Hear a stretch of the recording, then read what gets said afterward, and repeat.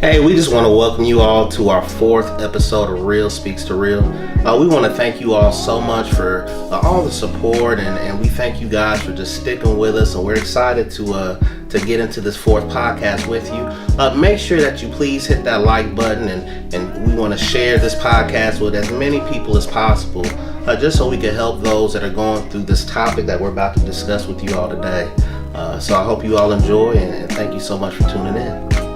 And today we have with us Margaret. Margaret is a longtime member of our family. I don't even know how many years back, 12 plus well over years, 10. Well over 10. And Margaret is going to be sharing with us today about how to help survivors of sexual assault.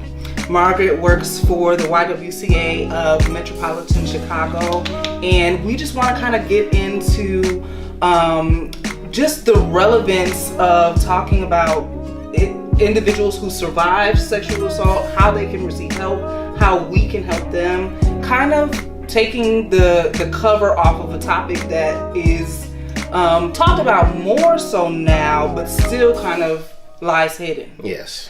And so just to kind of start that conversation, can you share with us a little bit about the rights of survivors who survive these types of attacks? Thanks for asking that question, and thanks for blessing me to be here, because I love you all so much. I'm so excited to be here. Listen, there are laws in the state of Illinois. Now, I want you to understand this only applies to the state of Illinois. Every state has its different laws and regulations, but in the state of Illinois, it's important to remember a few things. One, if you are sexually assaulted, you may not want to report to the police.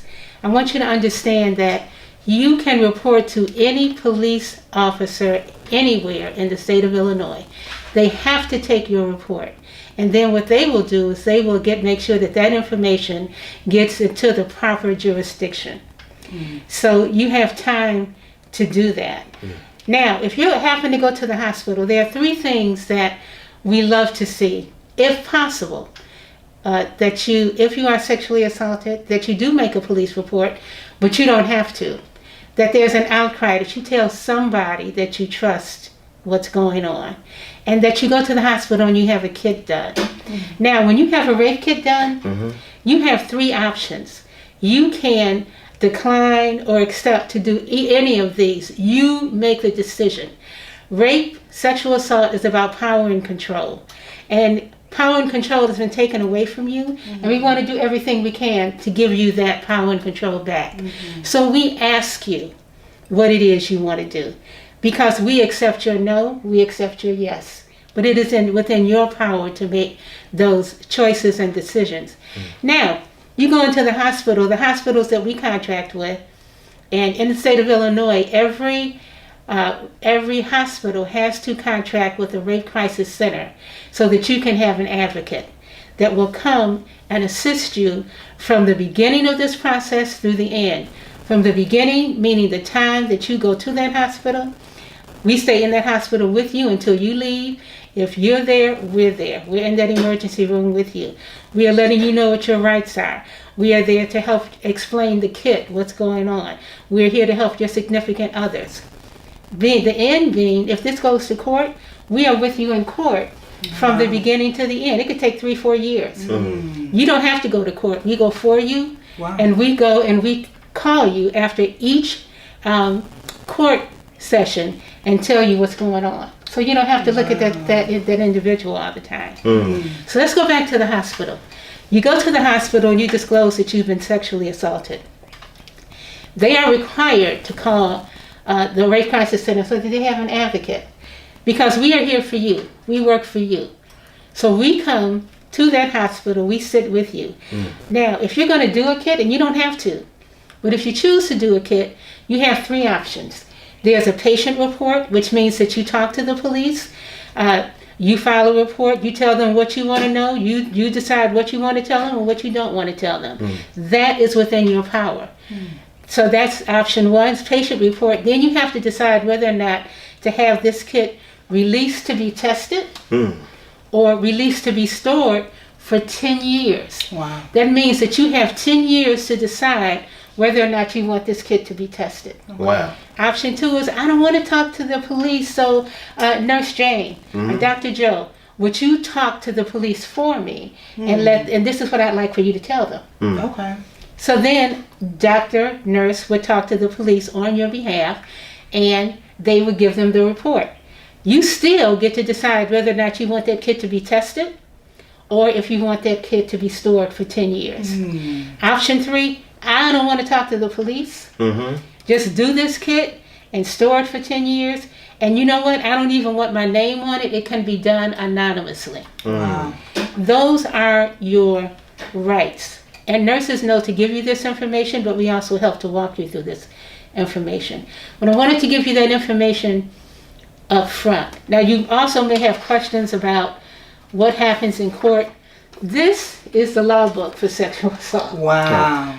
So there are no easy answers for that. So we won't be addressing that today. But if you have specific questions, we'll give you information where you can contact us. And the last thing is that as we go through this session, you may need to walk away. Take care of you. Take care of yourself. If you get triggered, if this is uncomfortable, take care of yourself. You're more important than anything else. So now hand it back to you. Have you found that a lot of sexual assault goes still a secret, kept hidden, because people don't know their rights and people feel like if I tell somebody, then it opens up this chain of events that I'm not ready to deal with. It is, and I'm so glad you brought that up. Good question. With an advocate, you have what's called absolute privilege, which means that if you are 18 years and older, you have absolute privilege. Next to pastors, it's us.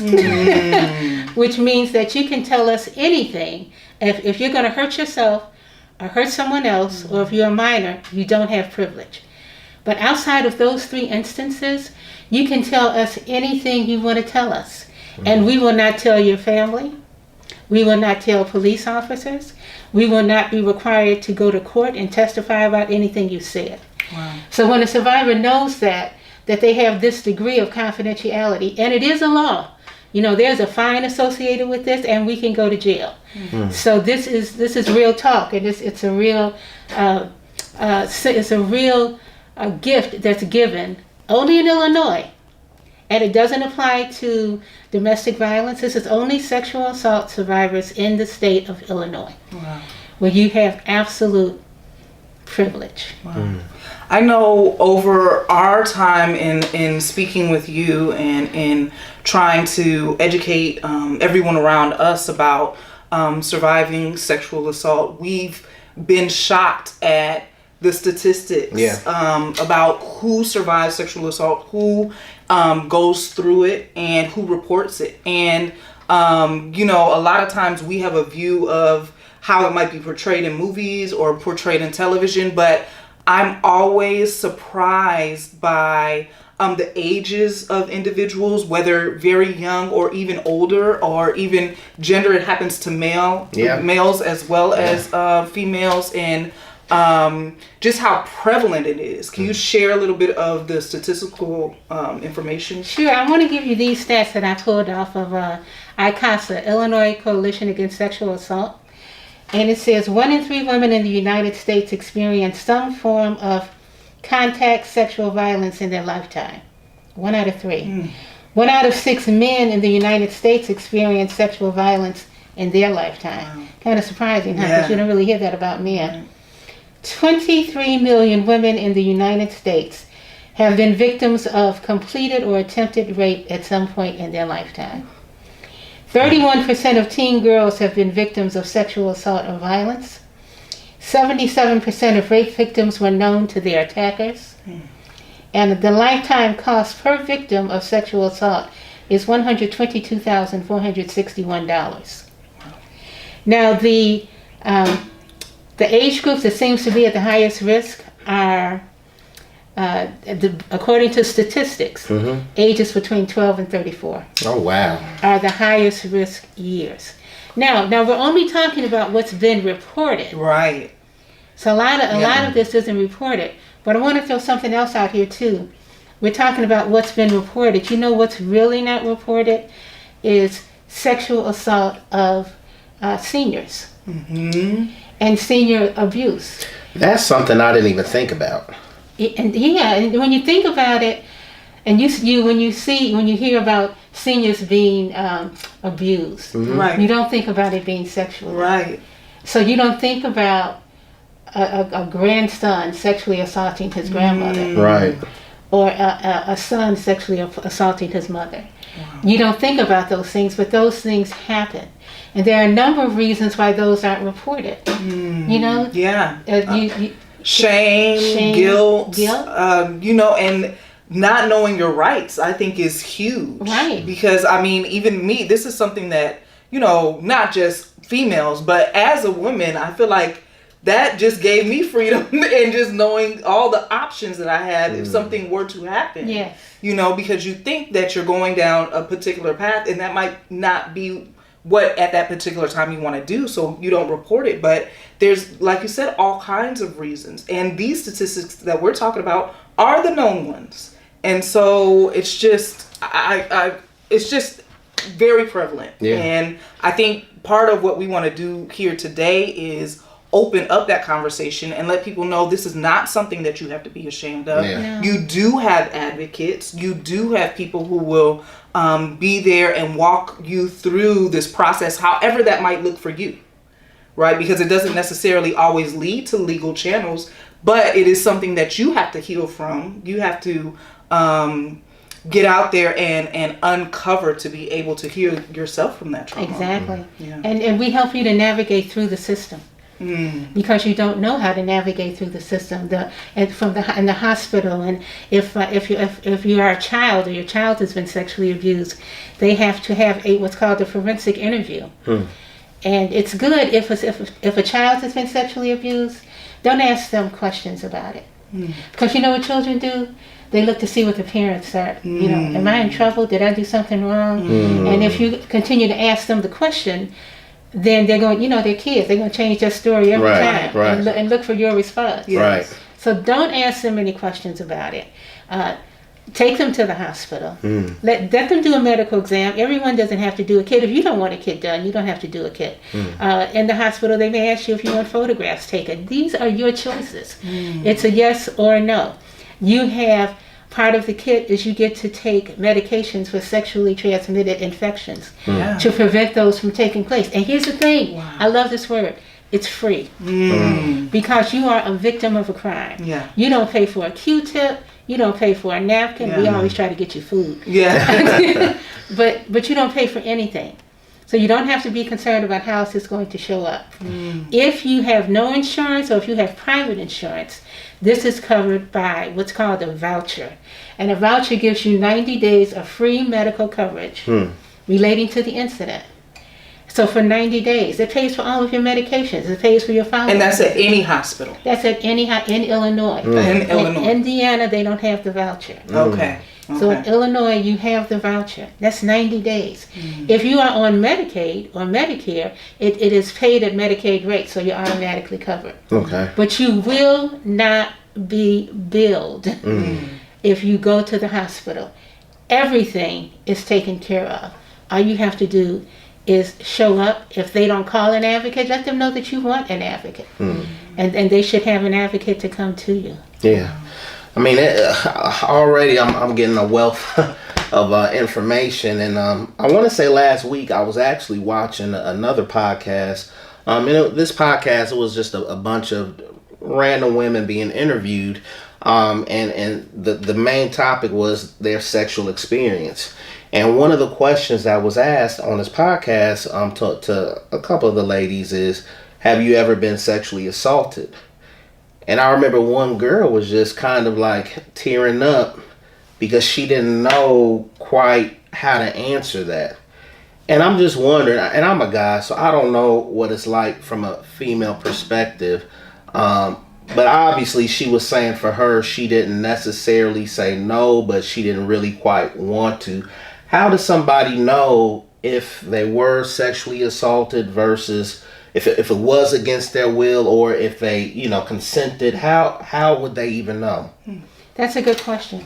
So there are two things. One is with consent, it has to be freely given and understood by both parties. We agree that we are going to have a sexual experience together. If you don't agree to that, even if you can't say no, you can say I didn't agree. There are 4 responses that can come with that. So let's say that They're pressuring you? well, yeah, you can be coerced. But let's say that Sally is here and John goes up to her and he begins touching her. And he tries to touch her digitally. Okay. She doesn't want that to happen, but she's frozen. She freezes. That's one of the responses. Okay. You can freeze. You can fight. You can go into flight, where you just go into a different space while this is happening to you, or you submit. None of those are wrong, because you do what you need to do to be here. And so we always tell survivors, no, you did the right thing because you're here. Right. So you made the right choice. Right. Because there's always second guessing yourself, right? Saying, oh, if only I had, no, you're here. And I think too, a lot of survivors do tend to blame themselves. Like internally feel like, if I had done this or if I had done that, then this wouldn't have happened to me. You're right, Linnea, and that happens all the time. And so what we always tell survivors, and we should all tell survivors, is that this is not your fault. And I'm sorry this happened to you. And you didn't do anything to deserve this. You didn't ask for this to happen to you. And that has to be repeated over and over again, because it comes back to them over again, where they are second guessing themselves. And sometimes they say, well, maybe I wasn't raped. Right. And there are a number of reasons why you go back to that. One reason is because your reality has changed.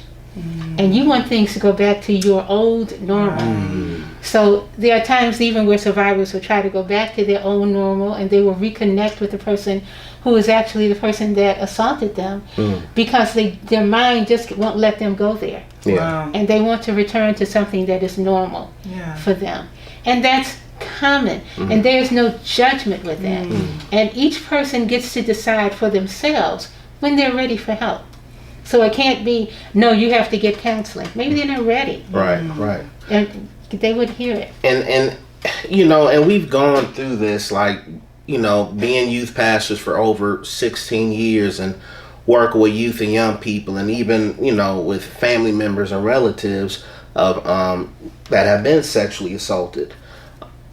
Usually in those situations, and I'll just speak for myself, I tend to not know the right thing to say or do, or how to support them, or even how to give them like a safe space to talk if they feel like it. Can you give us like some tips or some knowledge on how we should respond? And because I know it's real sensitive. It is sensitive, and yet it's simple. So the first thing you can do is you start by believing. Okay. That's believe important. you. Start by believing. You start by believing. That's what they need to hear. Because there are many times if they may go to a parent, a friend, and there's victim blaming. You know, if they've been with police, and we had a situation in Chicago where a police officer did not believe that the daughter had been sexually assaulted, and said that she was making a false report. And so he went into the waiting room where her mother was and said in the waiting room in front of everybody else, your daughter's lying. Wow. She was not raped. Can you imagine how devastating that child was? And what if the mother never believed her in the first place? But it's almost like she was victimized twice. Yeah, and I'm glad you bring that up, because they can be victimized over and over and over again. So if they have somebody that they can trust that believes them, then that's the beginning. Okay. That means more than anything else. And that's with different cultures and different races. You know, it has been in the Arab American community. I remember we were going through a training, and the question was, what do we do? What's the same question you asked? And she said, tell them that you believe them. Simple, universal. And I actually had a client that was Arab American, and I did first thing I told her was that I believe you. She took my hand and started kissing it. Oh, wow. It's so important to be believed. Right. Because like you said earlier, Pastor Keith, they don't know if they have been sexually assaulted. They don't know if they have been raped. And so if you start questioning them like, well, exactly what happened? Right. There have been instances where people that should have believed them have said things like, well, you were in control of where his private part was going to go. So it wasn't rape. There's so many other things they can say. So never judge. You start by believing. There's actually a movement now of start by believing in hospitals and throughout Illinois. But that's what it is. You start by believing. So when you tell somebody that's in trauma, you know what, I believe you. Yeah. And you know what, it wasn't your fault. And you didn't do anything to deserve it. And thank you for trusting me with that. And now all I want to do is listen to you. We don't interrogate them. We don't ask them what happened. As an advocate, we never ask them what happened. Okay. If they want to share that information with us, cool. Right. But we don't ask you what happened. Whatever you want to share, you share. I'm going to hold it. I'm never going to tell you what to do, ever. Okay. But I am going to give you options. Yeah. So, for example, if someone has been sexually assaulted and they don't know how to tell their mother, we do things like, let's role play. I'll be you, you be mom. Because you know how you think mom is going to react. Right. And we just work it through. Okay. I don't know how I'm going to tell my boyfriend. Well, let's talk about that. Let's look at some options Right. and how you would do it. There have been times that survivors have asked me or an advocate to tell their mother that this is what happened. We have their permission to do that. Right. And if that's what's going to help them, hey, I'm in your corner, whatever I can do to help. Right. Okay. And I know that in our conversations that we've talked about how prevalent it is in our area. And I think we think that this is like a big city problem. It happens in Chicago or you see it on television. But even where we're located on the fringes of cities, it is prevalent. And not only is sexual assault prevalent, but also sex trafficking is prevalent as well. You're right. And I'm glad you brought that up. Because the statistics in the south suburbs are as high as the stats in Chicago when That's it comes crazy. to sex trafficking. And you think about it, it is your product, so to speak, is standing next to you. Yeah. So you don't have to weigh it, you don't have to bag it, you don't have to sell it, you can't get picked up for it. And what constitutes sex trafficking? Because a lot of times in my mind, when I think of sex trafficking, Kidnap I think them, throw them in the truck. I think of taking. Like I'm going to kidnap you, I'm going to take you in the van, and you're gone. But that is not what it looks like in every case. No, it's not in every case. As a matter of fact, during COVID-19, you actually found more women that were going into prostituting themselves because they didn't have jobs. They didn't have money. Wow. And so what they would do, and you wouldn't notice this. Of course, you would notice the survivor that's sitting there with, dressed scantily and offering her services. But what about a housewife who's holding her 3-year-old daughter in the grocery store? Right. You're right. You wouldn't think that she was you wouldn't. being trafficked. Wow. But she is being trafficked because that's the only way she can take care of her family. And to make the type of money, the reality is, how do you make the kind of money to take care of yourself? Really? Wow. So if I have to pay my rent, or I'm going to be homeless, I can't work at McDonald's because so for me that may not be an option. Right. And so there are women and men that agree to have a pimp over them that will protect them while they go out and make money. The thing is, there should be no judgment with that. Right. Because it's horrible when people say, well, I would never. Because you don't know. No. Right. And circumstances are different, and especially now in this pandemic and with COVID, we're seeing something and experiencing something we've never experienced before. Exactly. On a level that is worldwide, and yet people are trying to figure out what they need to do to be able to take care of their families. Exactly. And so you're seeing more people that don't fit the description of what we see on television, Right. be trapped in this lifestyle. Exactly. Wow. And that happens a lot. And it's across racial lines. It's across economic lines. It is. There has no barriers, no boundaries. So what if we are concerned, or we see, the mom with her kids, and we're concerned that this could be happening in her life? What should we do? Well, it depends on what you see. So if they say nothing to you, you really have to be prayerful about that, because one, you don't know if the person that they are being trafficked by is in that arena. Yeah. I did have a client years ago where she was being trafficked, and she was at a store. And I had been given a description of the girl who was being trafficked, and it was her, and I knew it was her.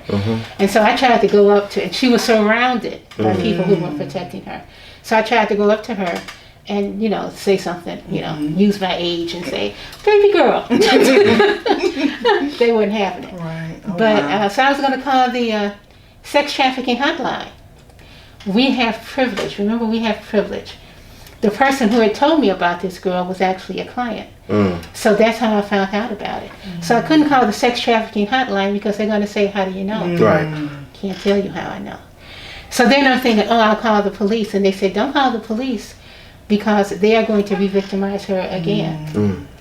So there was only, and that situation for me, prayer. And I kept going over that in my mind. I go back up to that store looking for her, thinking something would happen differently. But sometimes you can't help. That is where we do have to take it to the Lord in prayer, because we can't control the outcomes, but we know that God can, and He can open up doors and have things happen and navigate situations that can get somebody out. But I think having these types of conversations show us not only what to look for in case somebody does come to us in need of help, but also how to pray. Right. In those situations as well.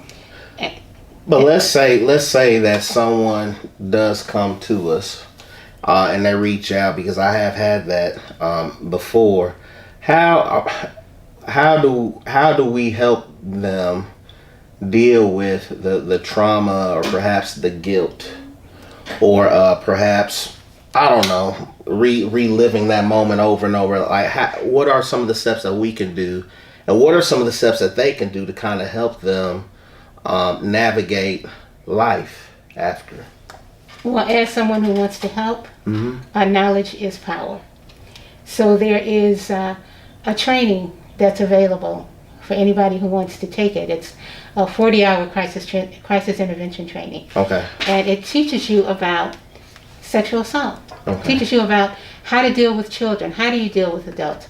What do you look for? Okay. For example, you may have someone that is she's an alcoholic, or he's an alcoholic, or abusing drugs and isn't sleeping and is out partying all the time. You don't necessarily convey that back to the fact that they have been sexually assaulted.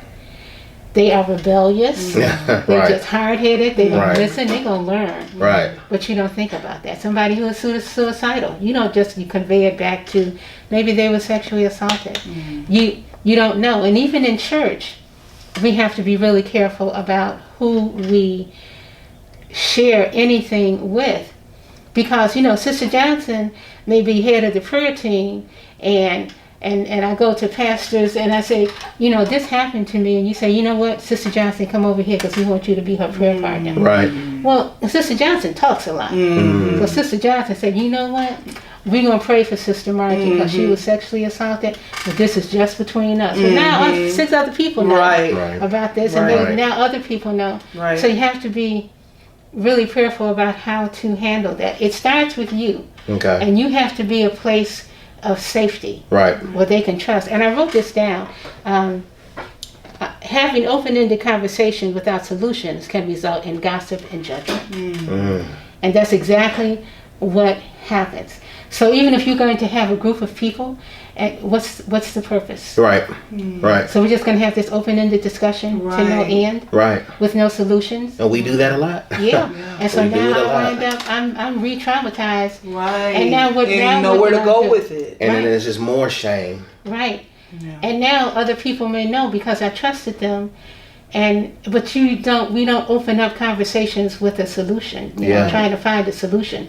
It is, let's just come together because we all have this in common. Right. And then what?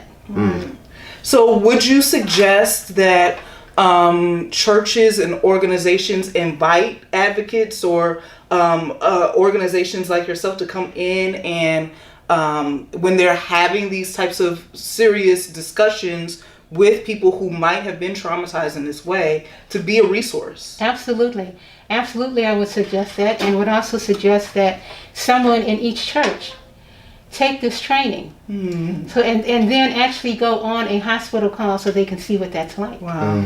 And then they have, hands-on experience. Right. So when a person comes to them, they're not going by what they read. Right. They're going because they're going based on what they experienced with another survivor. What does that training entail? How can you do that? Well, it is, you just fill out an application. There are trainings going on with the YWCA Metropolitan Chicago in May and June. I'm from the south side of Chicago, in the south suburbs, and our training is going to take place in June. I'm going to leave you with my information, and then you can just have them to give us a call. We send in an application.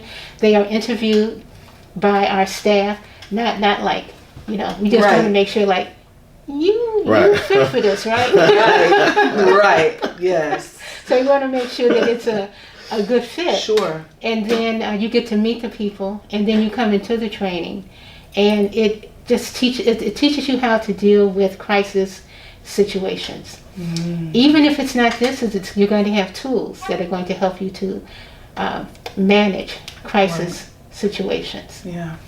I will say this too, working in a school and at an elementary school, I am seeing and having to get involved in more situations where sexting is happening. Kids are sending images of themselves and or sending images that they might get of friends or so on and so forth. And it's happening younger and younger because at younger and younger ages, kids are having access to that technology. We have, kindergartners who have phones now and are getting this type of information. And so can you share a little bit about how we as parents, as adults, can intervene in those types of situations? And also, if you can share a little bit about, too, what the grooming process looks like, because I know that starts young, too, with children, male and female. Good points. Let's start with grooming. So grooming is a process where the perpetrator gains the trust and confidence of both the parents or the guardians and the child. Here's an example. So, little Johnny, you've told little Johnny, your son, I do not want you eating candy, and I don't want you staying up after 8 o'clock. Right. So, here comes Uncle Joe. And Uncle Joe is your brother. So, of course you trust Uncle Joe. Right. So, Uncle Joe, you want to go out. You and Pastor Keith want to go out. And Uncle Joe said, I got him. It's like, good, because I need a break. Right. And so, Uncle Joe is there. And so, Uncle Joe tells your son, you know what? I know your mama don't want you eating candy. I know how my sister is. Look, here's some candy. Right. But this is between me and you. It's our secret. It's real subtle. It's real subtle. And so, your son is like, hey, candy. And so you come home, you know nothing about it. They have this secret going on between them. And it feels good because it's harmless. Right. Next time you all go out, Uncle Joe says, listen, I got him. You're like, oh, I'm so glad you're here. It's like, I know your mama don't want you watching these spooky movies, but here, let's watch this one. So he watches it. Right. Don't you tell mama, because you know I'm going to get in trouble. He doesn't say anything. Yeah. Now they have two secrets. So they start having other secrets until it gets to, this is a grooming process. Your brother has your trust. Right. A brother has your trust, and the child has his trust. Yeah.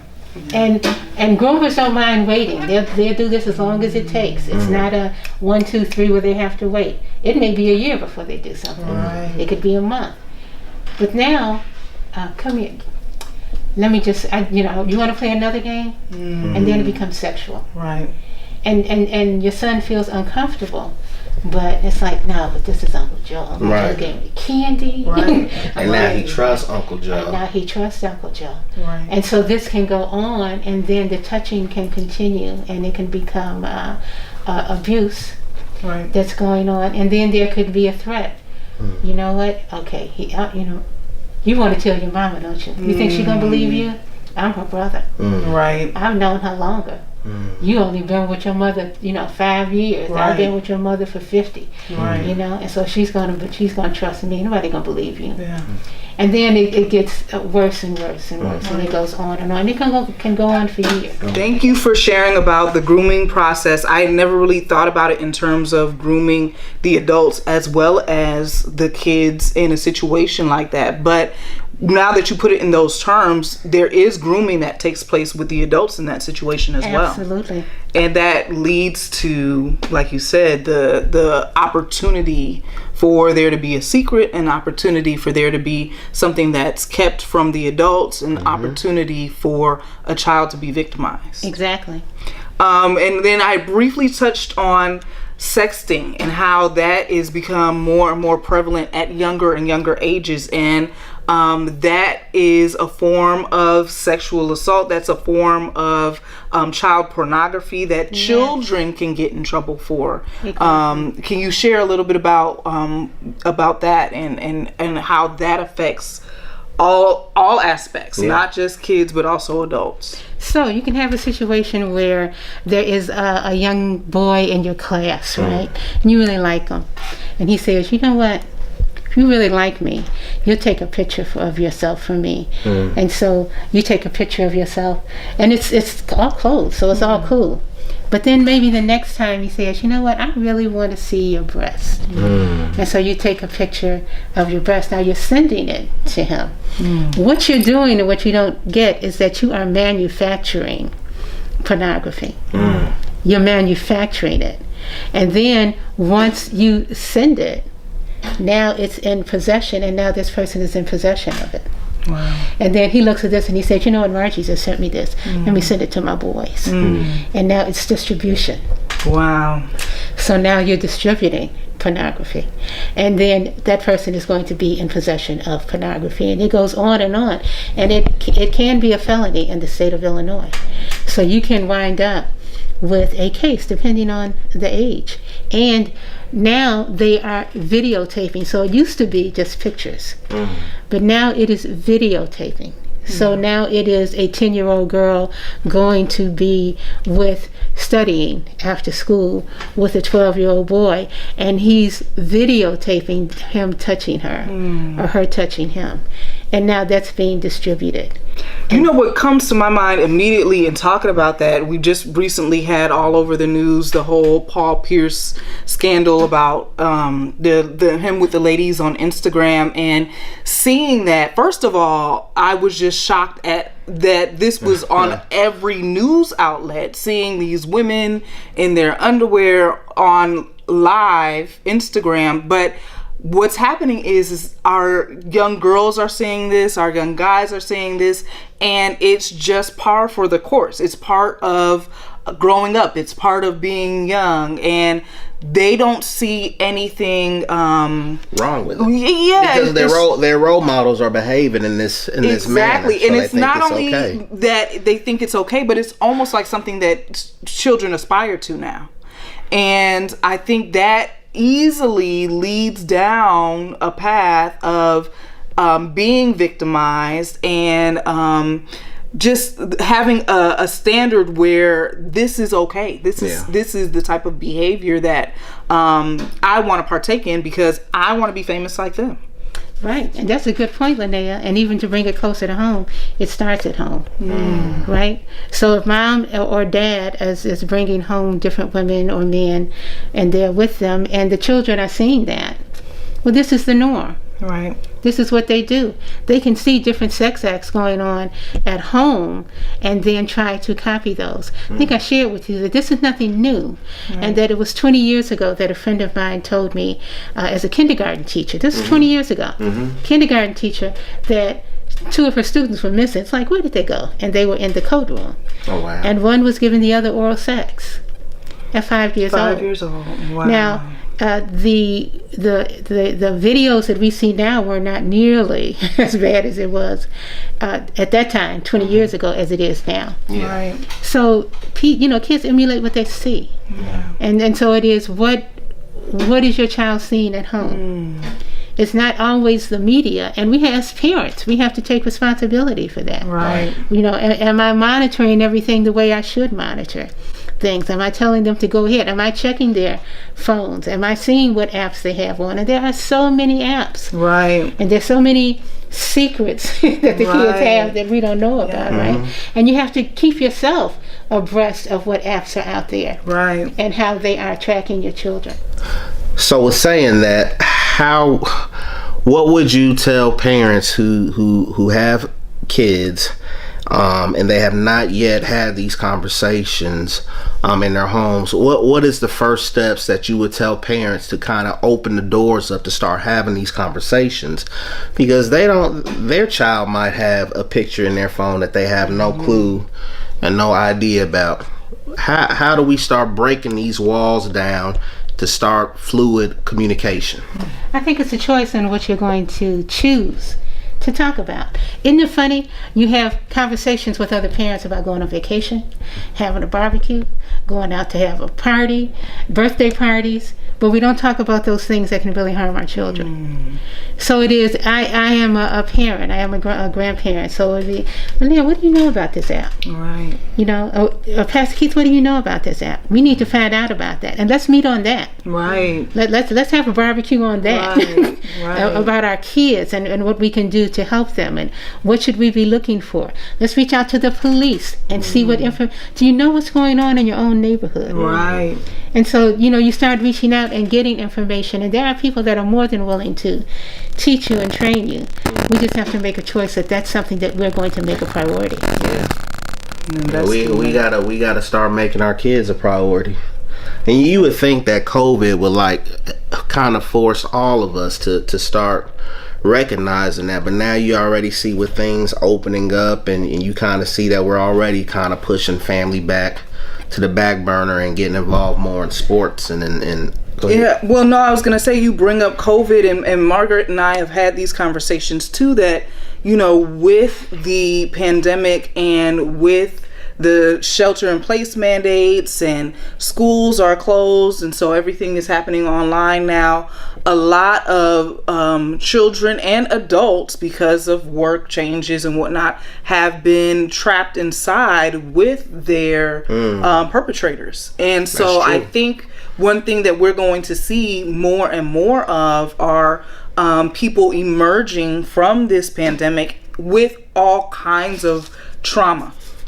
You're right. And quite frankly, I don't think we're prepared to handle it. I don't think so either. Because what happens if daddy is the one taking the video? Yeah. What happens if it's mom taking the video because, and this happens, she wants to sell that child to someone else? Wow. So that she can get money. Yeah. Margaret, and this is something I've always thought about too. What would you tell somebody who's a survivor? What would you tell them on how to reconnect again with their bodies and their feelings and their sexual emotions? And I wouldn't tell them anything. I would listen, because there's no cookie cutter answer, and everyone is different, right? Everyone's background is different. Everyone's experience and story are individual to them. So I would listen, and then see what questions they have and ask, how can I help you?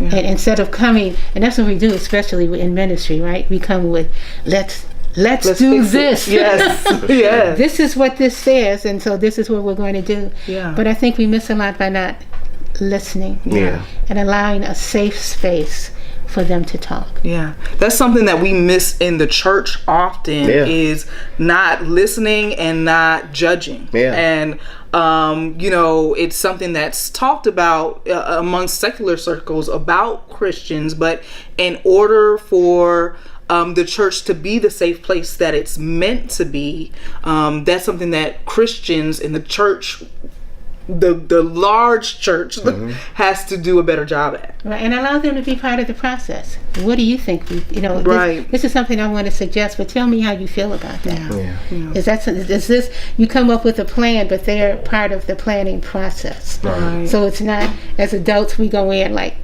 we got this. Right, I know Genesis through Revelation. Right. And it is, and the word works, and the word is powerful. Right. And it also requires the person who is hurting to do some work. That's right. And we have to allow them to do some work. And sometimes it's really hard, but it's okay that it's hard. Yeah. Well, the whole reason we started this podcast is because we just wanted to be able to have real conversations. And, I do believe today that we were able to help people.